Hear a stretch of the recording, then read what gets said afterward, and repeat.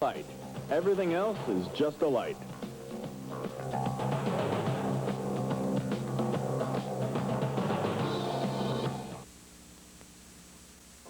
Following program is a KDSM sports feature.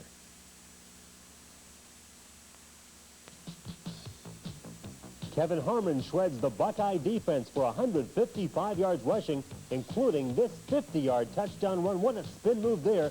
He's into the end zone, and that's Iowa's first touchdown.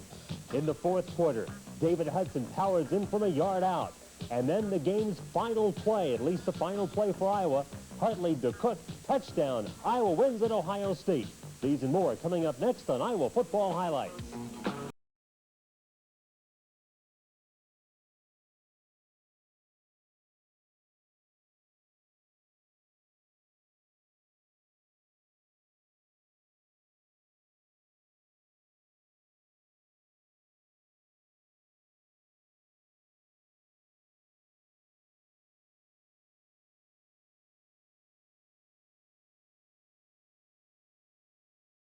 KDSM presents Iowa Football Highlights. This edition is brought to you by Lawn Boy, America's longest running tradition, and Old Milwaukee and Old Milwaukee Light. It doesn't get any better than this.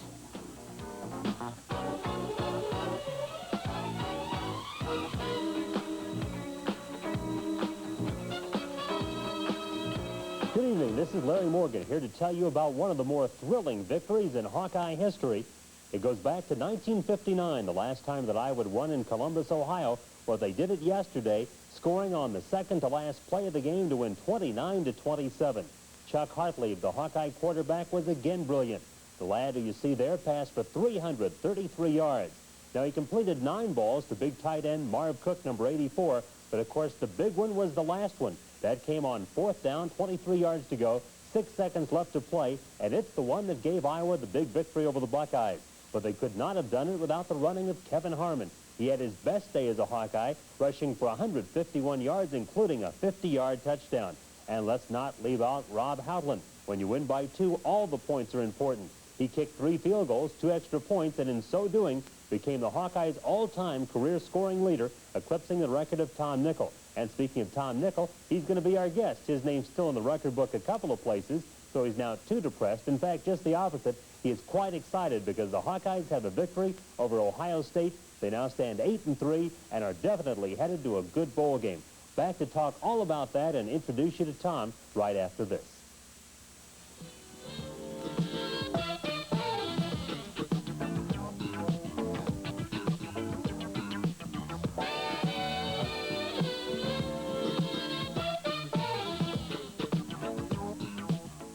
Our only third-time guest, Tom Nichol. We welcome him back. And, Tom, every time we have you on, another of your records is erased from the Hawkeye record book, and it happened again yesterday. Don't have me on anymore. You still hold 2, though, right? Still do the, I guess, the record for extra points, and which he's got about 20 left to get me there, so he probably won't catch me there. But then longest field goal, 56 yards, and he's 1 yard shy of that with a 55-yarder. Let's remind everybody what you're doing nowadays. I'm with Allied Group Securities in Des Moines.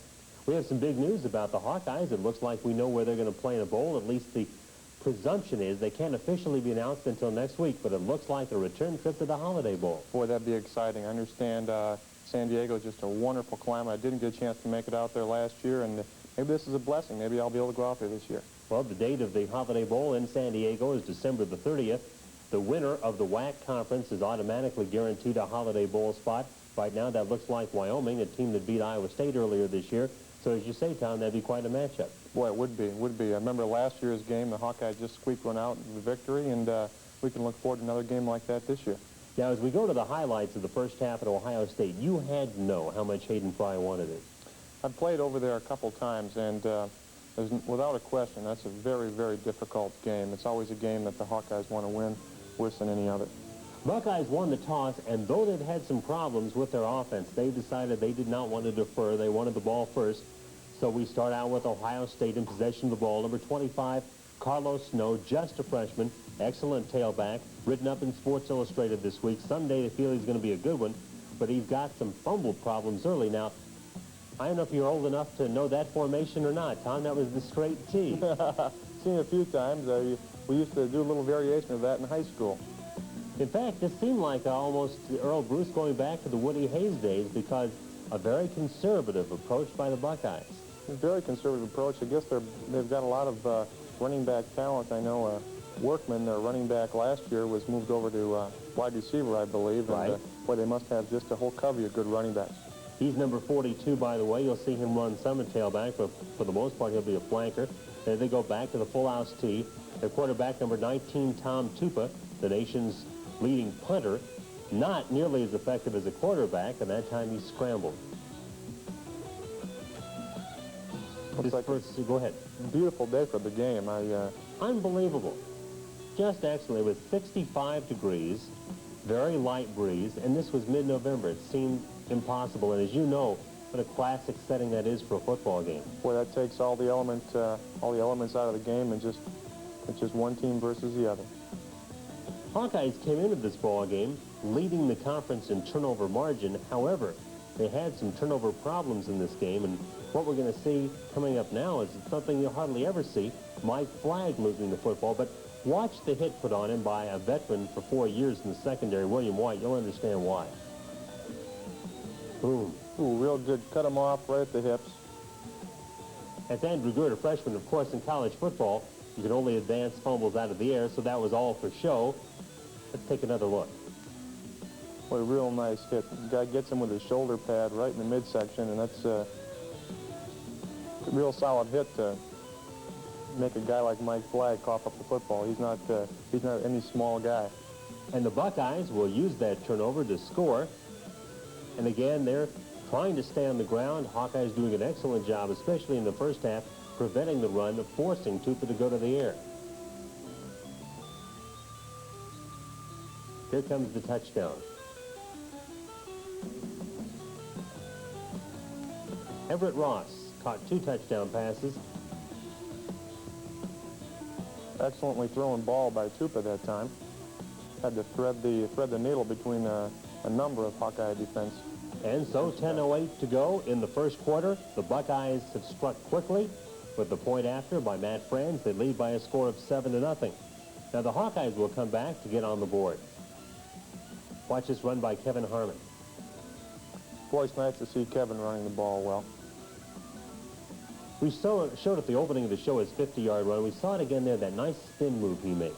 Yeah, I don't know of too many running backs in the country that can pull off that kind of move. You know, you get your back actually turned around. You turn around, your back is facing the direction you want to go, and you still make yards. Flagg atones for his earlier fumble.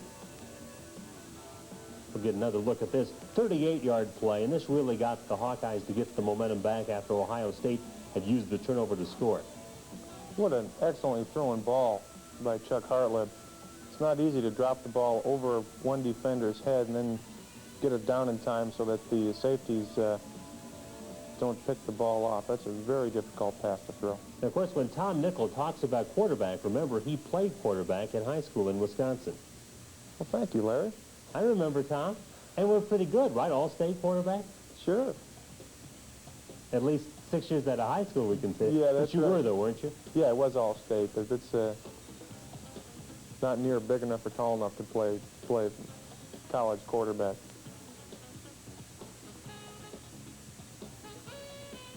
Hartlieb got more pressure in this ball game when he tried to pass than he had the previous 3 weeks. I think not due to any breakdowns in the Hawkeye line, certainly due to the fact that Ohio State's a darn good defensive team. Yeah, a lot of people, even though they lost to Wisconsin last week, a lot of people don't realize that the Buckeyes played an excellent defensive ball game, only allowing Wisconsin to, I think it was 40 yards the entire second half of that ball game. So now, Rob Houtland. Once again, right down the middle, goalposts only have to be 2 or 3 feet wide, and that kick would have been good. And it's 7-3. Ohio State's seen their lead cut. Now here's an interesting series of plays. You're going to see an instant replay when Iowa gets the ball. There was a fumble on the first series, or the first play, and now an interception. And Brad Quast will come up with it. Well, it gets a lot of pressure. Real good rush put on by the defensive players. Good job by the sophomore from the Chicago area. Okay, so you saw a quarterback fumble the snap and then throw an interception. Now watch what happens when Iowa gets the ball. Whoops. Looks like the fractured football follies, doesn't it? Now, does lightning strike twice? Yep, same thing, the other direction.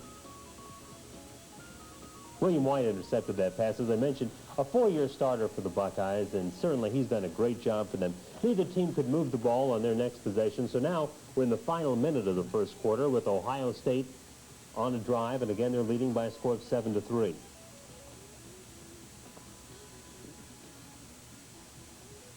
This was a ball game played with great intensity. You saw 22 Sistrunk, who always hits hard. He grew up in Dayton, Ohio, about an hour-and-a-half drive from Columbus. I think the game meant something special to him. Gosh, it looks like it meant something special to every Hawkeye and every Buckeye out there. Just some fierce hitting going on. Buckeye drive continues for a punt as the second quarter begins. And again, Tom Nichol leads the nation in punting. Here, a rather modest, below-average effort for him, a 40-yarder. But again, look what he's trying to do, bury the ball inside the 5, and that he does. The guy is tall and he's real rangy, which is a great aid when you're punting. You get a lot of range of motion. You know, 1953 was the last time that a T-formation quarterback led the country in punting, and he was a guy by the name of Zeke Bratkowski. Is that right? Know the name well. And he was at the University of Georgia, and of course, he went on to play for the Packers, and that's the team you idolized growing up, right, Tom? I grew up, Larry, less than 10 minutes from the Packer Stadium, and had season tickets to the ball game. Matter of fact, my mother and father still go to the games regularly. Really? Another great run. The passing game had been featured for the last several weeks. Somehow you had the feeling Iowa would have to do both against the Buckeyes, and the running game really did click this week. Yeah, they're just, as I mentioned earlier, an excellent defensive unit. You're not going to beat Ohio State being one-dimensional. They have, of course, a couple of outstanding linebackers, and number 36, Chris Spielman, who's a finalist for the Butkus Award, and also number 14, Eric Kumaro. And though they weren't in on a lot of action early, by the end of the game, you'll start to see number 14 and number 36 show up on the tape often. You know, I recall back in meetings at the University of Iowa, meetings with the football team, as soon as Ohio State got Chris Spielman, there was a lot of talk of how good a player he was eventually going to be, since he was chosen as the finalist to be on the Wheaties box cover for right. as an athlete. No question, everybody in Big Ten was worried about him. You have to appreciate the job Marv Cook is doing as a punter, don't you? Gosh, not only as a punter, but as everything else. Isn't he incredible? Specialty teams, punting, and of course, great receptions, including the game winner in this one. Real super job. And you know, a lot of things like just the natural God-given talent he's got to punt really help him when he gets to the NFL. You know, it's something you can't overlook. First play of the drive, and Tupa, not a great passer. It was pointed out consistently during the game, he really can only look for one receiver, does not scan the field, but he was able to find Ross open, 2 touchdown catches for Ross, and the Buckeyes with the extra point will go up 14-3. There you see a little slip there by the Hawkeye defender. Even though it's a perfectly crystal clear blue sky day and the sun is shining, that field seems to always be a little slippery. So I understand. There were a lot of slips in this ballgame. Is that just due to the age of the turf? Well, the turf it certainly is old, and I don't know what kind of traction, what kind of base they've got underneath the AstroTurf, but I've seen more players slip at Ohio Stadium than I have anywhere else, regardless of the conditions. Point well taken, because it certainly happened frequently yesterday. Now we are down to the 11-13 mark, second quarter. Iowa trailing 14-3, but about to come back and score a touchdown. Last time you were here, Chuck Hartlieb was still a guess if he was going to be the #1 quarterback. He's certainly done well, hasn't he? Oh, boy, he's just done a very admirable job. And I think everybody has to take their hat off to the coaching staff as well as to Chuck Hartlieb for just a tremendous effort. 14 yards and a first down on this scramble, something he has not had to do a lot. It proved he could do it. You know, Chuck Hartlieb is one of these athletes that Coach Fry and the staff just loves. Coming out of high school, Chuck had a 4.2 grade point average, actually taking classes that were 1 year ahead of his level. Wow. Just incredibly gifted mentally and physically. And you know, talking of his great academic accomplishments, we were talking earlier, Marv Cook, in addition to all the things we said he does on the football field, he is academic all Big Ten. Yes, he is majoring in finance, which was my major. to catch this tremendous run by Kevin Harmon for Iowa's first touchdown. Here's that spin move again that looks like only Ronnie and Kevin Harmon can execute that move and still keep it going upfield. Now after the move, blinding speed. Ankle's got to be well to outrun some defensive backs. Let's look one more time. Didn't play much at Northwestern last week, apparently getting that ankle ready, and he has responded here. You're right. You couldn't do that with an ankle less than 100%. Now the score was 14-9. Hayden Fry at this point elected to go for the two-point conversion try. You know, I don't know what their national percentage is, but you don't see these completed very often, do you? No, they're really not completed very often. I think one of the reasons is generally you pass the ball, and when you're on the 2-yard line down there or 3-yard line, you just don't have a whole lot of room. You know, the receivers don't have a whole lot of room to operate. For Ohio State, it was 3 downs and punt, so Iowa's got the ball back now, about 6 minutes to go in the second quarter. And again, they're now within 5, but they are driving and are going to pull to within 2 here on another drive that will culminate in a Houtland field goal. That offensive line is really doing the job. It's nice to see them work so well against such a quality defensive unit. Bill Anderson, hurt last week at Northwestern, didn't play at all against Northwestern. He was back in the middle. That certainly helped the Hawkeyes. No question about it. And again, you're seeing number 84 on so many catches. Cook was 9 catches, 159 yards. It's an average of 17.7 per reception. Of course, 1 touchdown, and we'll long remember that one. We'll get to see a whole lot of Rick Bayless, of course, coming back off the injury. Carried the ball just twice in this game. Here's one of them. Yeah, I believe Rick had a 6-yard average carrying the ball, which was nice to see. It's good to see him at least able to play, even though I think it's obvious he's not 100% yet. Then you take Kevin Harmon. I don't know what his average yards per carry was in the ball game, over 7, I believe. But if you take your number 1 tailback and give him 7-yard plus per carry average, it's going to be tough to beat that team. It certainly is. Now, you talk about loading the gun here. Ohio State gambles with the blitz, sends everybody. As Hayden Fry thought maybe some pass interference ought to have been called down there against Travis Watkins, against the man playing him. Watch everybody coming for the Buckeyes. But he delivers the ball. And a tough throw, throwing back across the field into that shadowed area, which can be very difficult to see. And so Mr. Houtland kicks in again, right up the middle. Good positioning there. It is now 14-12. The Buckeyes lead reduced to 2. Now here, one of the key segments of the game about to come up. It is where Ohio State is driving, gets the ball down to their own 20-yard line in the waning moments of the first half, only to lose the ball on a fumble and have Iowa with a classic 70-second drive come back and get a field goal that gives them the lead at the half. Now, when you win by only 2, Tom, this had to be a very important part of the game. No question, Larry. You know, anytime you're approaching the end of a quarter, end of a half especially, you like to go in with a real positive edge, and that's certainly not a positive edge fumbling the football. I believe that was Kerry Burt who forced the hit. It was Steve Thomas who recovered it. And so now, 1:10 left to play. But the Hawkeyes with a classic 2-minute drill. Nice running that time by Rick Bayless. Good to see this one again.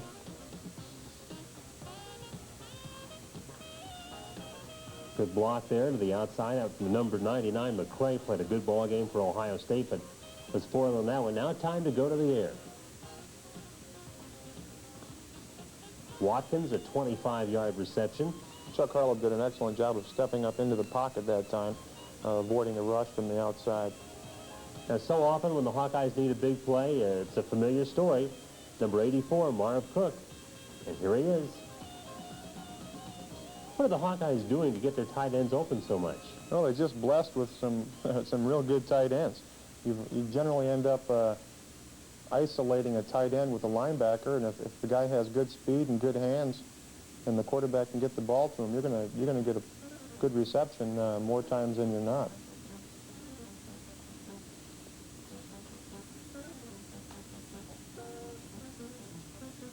And so Iowa continuing to drive. By the way, coming up at halftime, we'll be visiting with Channel 17's Tommy Thompson about plans for basketball coverage. And as we get down to this, the second to last game of the year, time to start thinking about indoor sports. And that's what we're going to be doing with Tommy coming up between the highlight breaks here. As Iowa driving for one last score. And as I say, with a 2-point margin, I thought that this became one of the most important series of the game. First of all, and remember, it was the fumble when Ohio State was at least in field goal range that gave Iowa the ball. Now, Howland, pretty tough angle there. Real tough angle. Once again, in college football, the hash marks are wider than the uprights, which makes those close-in kicks pretty difficult. And we'll be back with more right after this.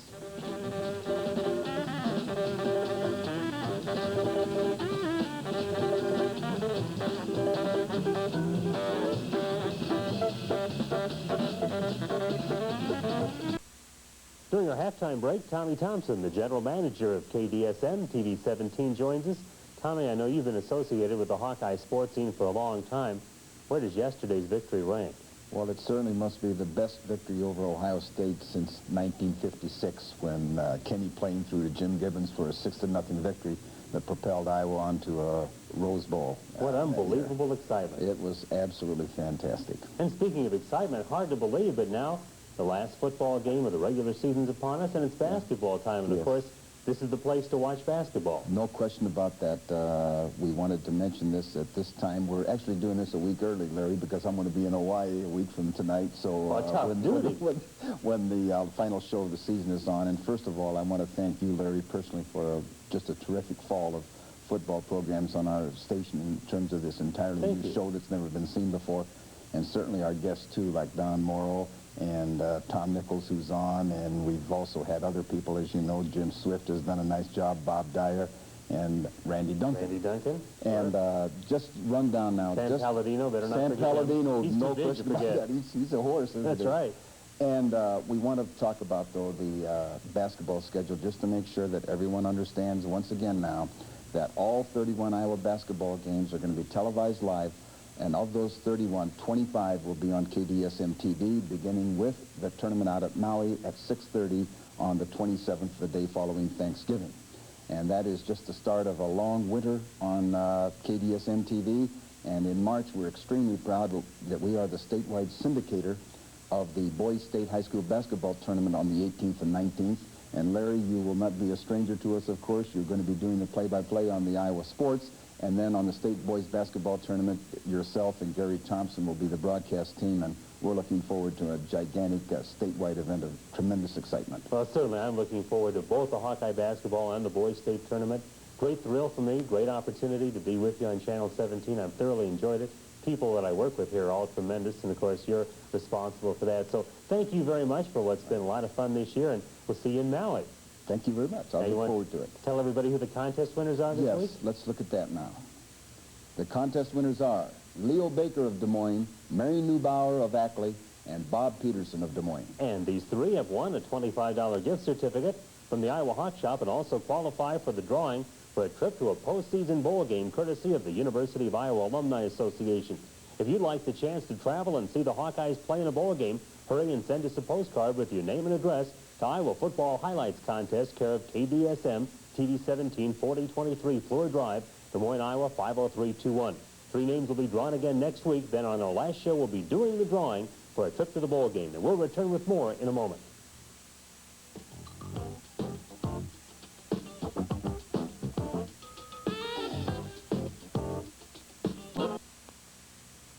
Well, Tom Nichol, certainly nothing unpredictable about the first half. It was hard hitting. It was back and forth. It was close.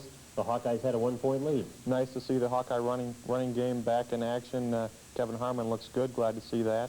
Marv Cook looks good. Certainly, gosh, he just keeps getting open week after week after week, and Chuck Hartlieb's game is on. And the offensive line's doing the job. Oh, aren't they, though? Boy, it's a pleasure to see them blocking and just some huge holes for Harmon to run through. Let's show you some highlights of the first half statistics, and I think the big thing that you will see when you see these numbers is that Iowa did an excellent job against the Buckeye running game, just 46 yards in the first half. Also, look at that, 304 yards of total offense for Iowa in a half. Not bad at all. And of course, the turnovers even at 2, and that turned out to be a key factor in the game. I guess it is in most games. As we pick up the highlights, No the Hawkeyes... penalties. Go ahead. No penalties. I didn't realize that. Hawkeyes didn't have a single penalty in the entire first half. Isn't that incredible? They were really ready to play, Tom. I guess that's the overall impression I had of this game, is that Iowa was really ready. But so was Ohio State. They were in an unusual position, their backs to the wall. You know, the strange thing is, they wind up losing a game, third game in a row, first time since '71. They have lost 3 games in a row. As you can imagine, the folks in Columbus are not very happy. Boy, I can imagine that. You know, it kind of goes unnoticed. You mentioned 46 yards defensively is what the Iowa held them to on the ground. That almost went unnoticed. You know, I was watching the Hawkeye offense. Yeah, in fact, you know, there are things like J.J. Putt coming up with 17 tackles that need to be discussed, because it was not just the offensive show. Even though the offense got the headlines, there were some big defensive moments. That's testimony to how good a team Ohio State is. Iowa played a nearly flawless first half and has a 1-point margin. Also worthy of noting, I think, is that Quinn Earle did not catch a pass in this ball game. That broke a streak of catching the ball in at least 20 games, but Buckeyes had him pretty well covered, and Iowa went different directions in this game.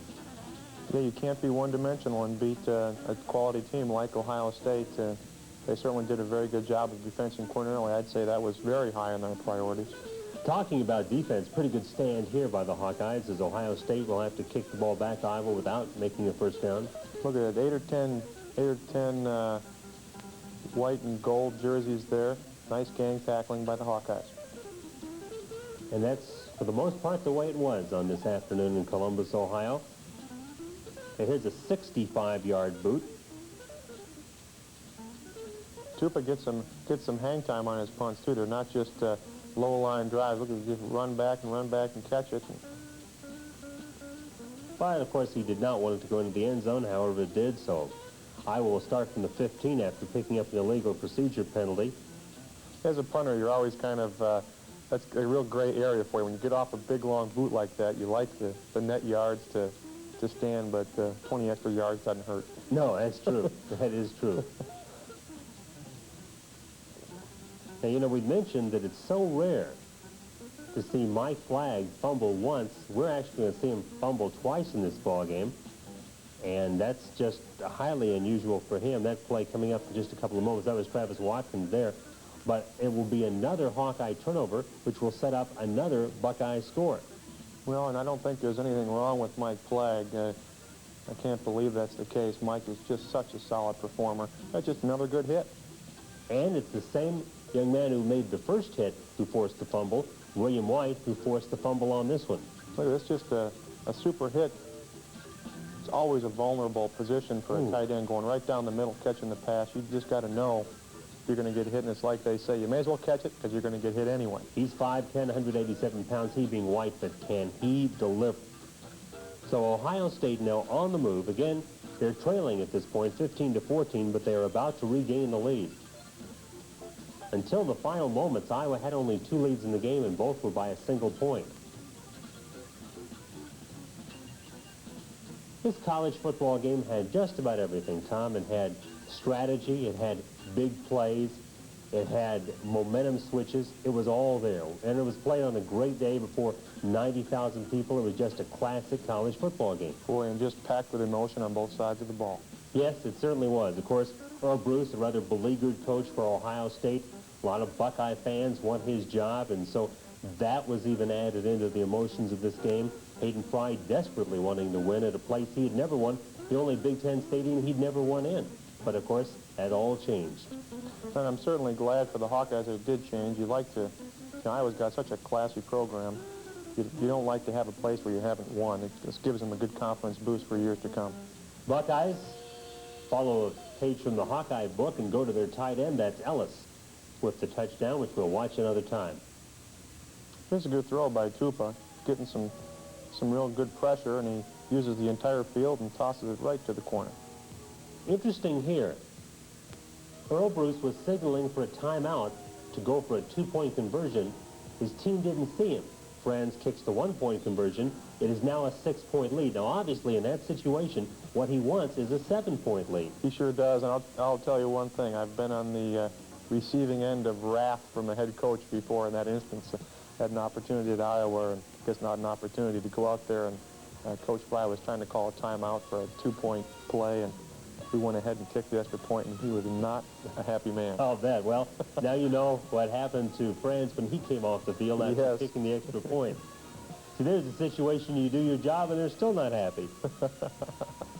After Iowa couldn't move the ball and punted, the Buckeyes have got it back, but they will also not be able to pick up a first down and will also be forced to punt.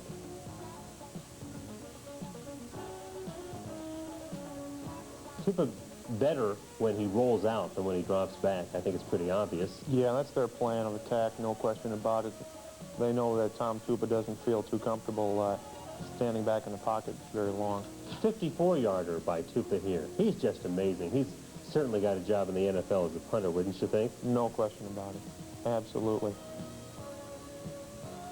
He looks so comfortable when he punts the ball. There's no effort to it. Yeah, just amazing.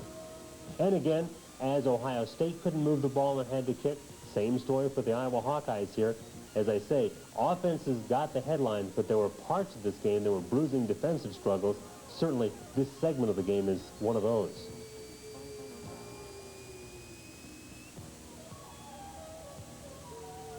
Coming up here, the last play of the third quarter.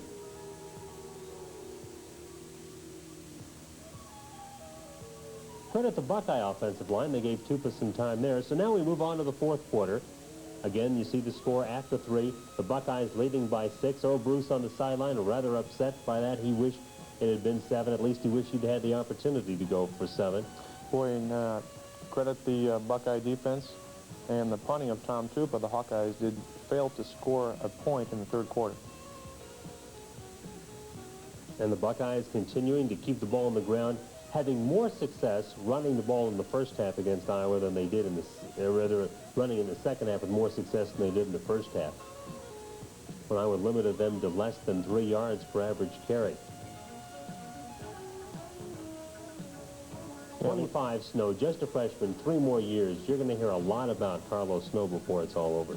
Looks like the Buckeye coaching staff did a real good job of converting everything at halftime and getting together as a unit and making some key adjustments. Look a lot more effective offensively. This will be offensive pass interference. See the push? Not a well-thrown ball, and therefore the intended receiver, Ross, had to almost come back and be a defensive back. And got caught with the pass interference. Now, a messed-up punt there.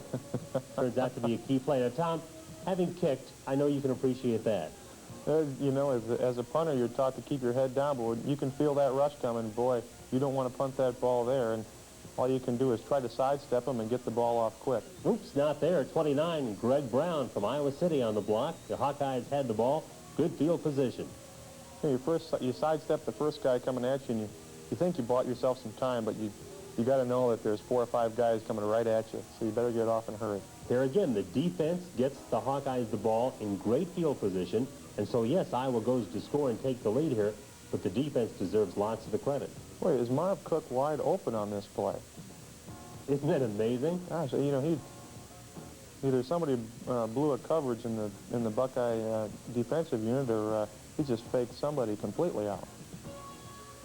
David Hudson not used a lot in this ball game, but when he was, came through, and he certainly does on this drive.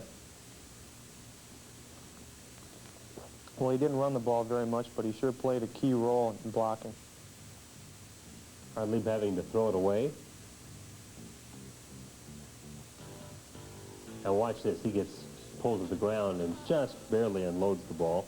Well, he sees the field so well. Harmon using his blocking and then some sheer personal effort to get a couple of extra yards. Now, is that a 4th down play? Yes, this was the key. In fact, let's watch this again. Yeah. This was the key. That's right. I'm glad you pointed that out, because this was a 4th down, 5 yards to go. If he doesn't get to the one there, it's Ohio State ball. Instead, Hudson into the end zone, and the Hawkeyes have the lead back. Boy, that run by Harmon, one of the keys of the ball game. No question, no question. He got hit in the backfield and kind of sidestepped his way through there and knifed his way down to the 1. Super run. And here's the touchdown run again, or a dive. Yes. Well, I wouldn't like to be a linebacker to jump up and meet David Hudson 4 feet off the ground. A tie ball game until Houghton kicks the extra point, and then Iowa has the lead 22-21. Now Ohio State goes on a classic drive. They keep the ball for 6 minutes and 21 seconds. They drive 75 yards. We pick it up about 4 plays into the drive, and they go on to score. This was a classic Buckeye drive, and really, the only thing wrong with it, at the tail end, they left a little bit too much time on the clock. We're going to see Snow carry here at about 4 consecutive plays. Interesting story about Carlos Snow. I mentioned in the first half he'd had some fumble problems. Very highly touted, recruited by everybody in the country. His first 3 carries as a collegian ended in fumbles. Is that right? And so Iowa tried to kick the ball to him a lot, and sure enough, he fumbled on the very first play of this ball game. Didn't lose it, was able to recover it. So that's the thing he has to work on. If he can overcome that, though, everybody thinks he could be an All-American by the time he is a senior. Yeah, I think Tony Stewart is similar in situation. I've seen him fumble a few times, but if he can learn to hang on to the ball, well, is he going to be an asset? Oh, yes. Good scramble here by Tupper. Just quite an athlete. Yeah, as a quarterback, you want to get down onto the turf when you see those other jerseys coming at you. Good ones learn that sooner or later, don't they? Yeah. You learn it sooner or later, you're not going to be around. So again, the Hawkeyes have to be stealing glances at the clock. Not only is Ohio State moving the ball for a go-ahead score, they are chewing up valuable time in doing it. 9:06 on the clock when this drive started, and when it ended, and when the Hawkeyes got the ball back, only 2:39 remained. That's something to watch for when we get down to the touchdown by Snow. It almost looks like at that point the Hawkeyes decided we got to get the ball back, and really maybe laid off a little bit after it was clear that he was going to score. Oh, There's a fancy run. Boy, he's really got a motor. Yeah, he does. Now, what would have happened if the Buckeyes would have gotten in there, Tom? Then suddenly, Ohio State continues the drive, and remember, they were in a situation where, at this point of the ball game, a field goal would have put them ahead. Iowa would have had a tough time coming back. Yeah, that's almost a coaching. You know, it's not an error. God, you like to get a touchdown whenever you can, but certainly a blessing in disguise for Iowa. Buckeyes go for the 2-point conversion. The Hawkeyes foil them. Okay, here comes the last drive that no doubt you heard about on radio and read about in the paper. The one that Hawkeye fans will remember for a long time to come because it enables Iowa to win at Ohio State for the first time since 1959. Nice return here by Kevin Harmon. An excellent job of the other Hawkeyes setting up the wedge to enable that nice return. So Iowa starts this drive, the winning drive from their 36. That certainly was a key factor. Rick Bayless for the 5-yard gain. Nice catch right over the middle. And here, the Buckeyes had an extra man on the field, so a costly penalty. And with poor Earle Bruce getting all kinds of heat, that's the last thing he needs is that kind of a penalty on what for the Buckeyes was the losing drive. Too many men on the field. I always blame the head coach for that, don't they? Here's a scary moment. Boy, that was a real heart stopper, Larry, when I was listening on the radio. Hudson recovers the fumble, though. The Hawkeyes are still in business, but now it is 2nd down, 31 yards to go. Once again, you know, Marv Cook just seems to find a hole in that defense. They must be playing a zone defense where he finds a hole in there, and he's just wide open. Who do you look for when it's 2nd and 31? Obviously, Marv Cook. That was a 27-yard play. Now Iowa needs to convert on a 4th down and 3. Hartlieb is blitzed, but once again, it's Marv Cook. Mr. Steady, once you get that confidence factor going between the quarterback and the tight end or the quarterback and any receiver, boy, you just start looking for that guy in tight situations. Here comes Eric Kumaro. What a hit he lays on Hartlieb. And so now, once again, a hole. 2nd and 18. And again, Kumaro. Things don't look promising here No, for the now it's Hawkeyes. 3rd and 23. 3rd and 23 from the 29-yard line. Okay, now, 16 seconds to play. It's 4th and 23. It's impossible, right, Tom? No way. Boy, it ain't over till it's over, I guess. Look at that. Makes it in. Marv Cook said he made it by an inch. Yeah, it didn't make it by much, but, you know, I think the story of Marv Cook, you want to know why Marv Cook is great, watch the run after the catch. Don't you think that really tells volumes about Marv Cook? Boy, I'll tell you what, he catches that ball, and if there's ever a player not to be denied, it's Marv Cook. Interesting story about this. Hayden Fry had sent Mike Flagg to catch that pass. At the last moment, he changed his mind, decided on Cook. Cook, a better runner than Flagg. He's not sure Flagg could have gone in. But Cook did. It's a happy day for the Hawkeyes. And well defensed by the Buckeyes. They really have no reason to hang their heads about what they should have done differently. Do you believe that? Do you believe that? The Hawkeyes win on that final play, at least for Iowa. Now, Ohio State had one more opportunity, an incompleted pass, and the Hawkeyes win a big one. Hayden Fry badly wanted this one. We'll have more right after this.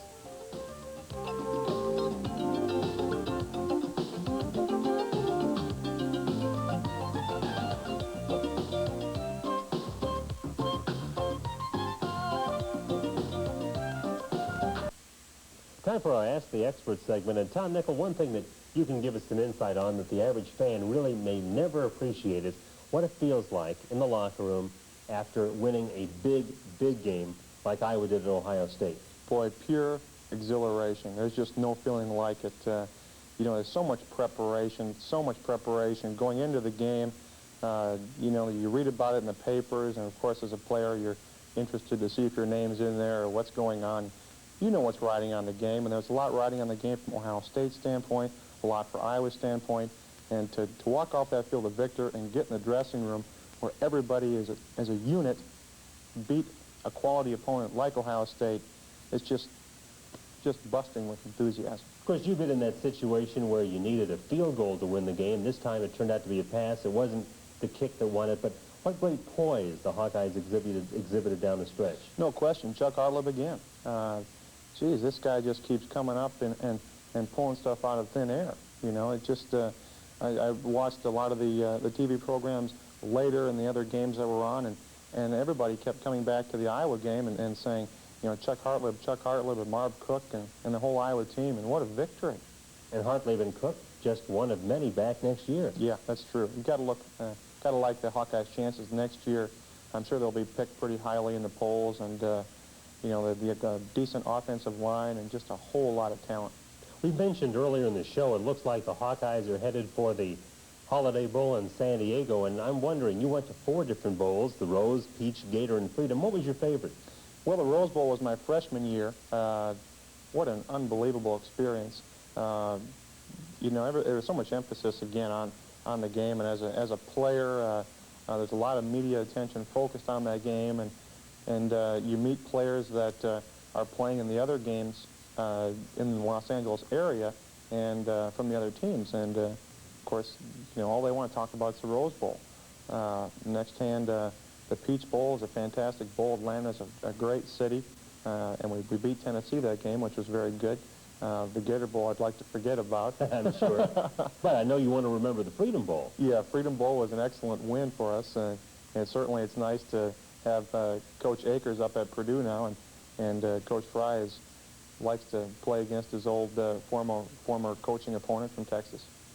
Well, if you have a question concerning football and the Hawkeyes and would like to have it answered on the program, just write to Ask the Expert, care of KDSM, TD 17, 4023 Fleur Drive, Des Moines, Iowa, 50321, or call KDSM between noon and 2 every Sunday. If your question is asked here on the program, you'll receive a KDSM Iowa Hawkeyes t-shirt, and we really look forward to answering your questions. Now it's time to hear Hayden Fry and his post-game comments after what had been a game that he really started thinking about back in spring practice, and you will see the utter elation with Coach Fry when we go to his post-game remarks. I tell you what, I hugged everything in that dressing room. And I praise the Lord. You think the good Lord wasn't smiling on us? Gee, what a football game. I've been associated with some great ones in 36 years. But I never had one that was more meaningful to a group of young men. Just incredible how they kept hanging in there with penalties, quarterbacks getting sacked because we couldn't block the guys. And before I get talking too much about us, let me congratulate Ohio State for a super great football game. Coach Bruce is a personal friend because I think he's a great gentleman as well as a class coach. And I told him before the game, and, I was really disturbed with all the so-called pressure and the other things. All he's done is the best job in the Big Ten since I've been here.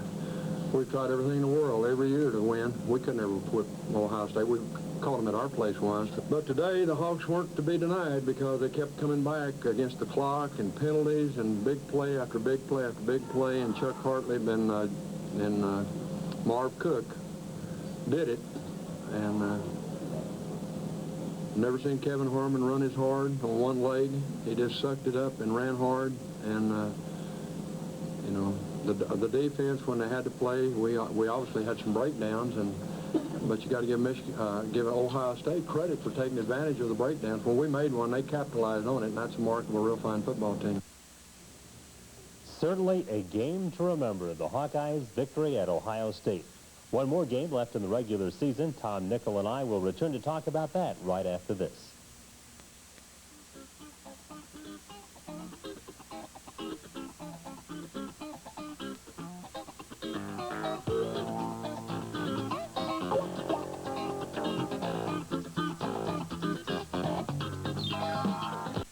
One week to go in the Big Ten season. Let's take a look at the standings as the Hawkeyes are right now tied for second place, and Michigan State has got it all wrapped up. They're going to the Rose Bowl, but still some things to accomplish there. I know Iowa would like to finish at least tied for second. And then the lower half of the echelon, hard to believe Ohio State's down there, isn't it, Tom? Unbelievable. Ohio State Earle Bruce coached team to be in the second tier of the Big Ten. He's getting a lot of heat right now. I bet you feel for him.